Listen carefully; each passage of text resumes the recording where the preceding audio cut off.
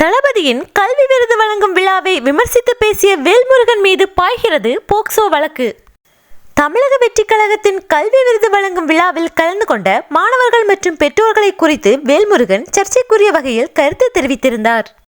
சர்ச்சைக்குரிய வகையில் பேசிய வேல்முருகன் மீது வழக்கு பதிவு செய்து நடவடிக்கை எடுக்க வேண்டும் என்று தமிழக வெற்றிக் கழகத்தை சேர்ந்த வழக்கறிஞர் ஆதித்ய சோழன் என்பவர் தேசிய குழந்தைகள் உரிமை பாதுகாப்பு ஆணையத்தின் இணையதளம் வாயிலாக புகார் அளித்தார்.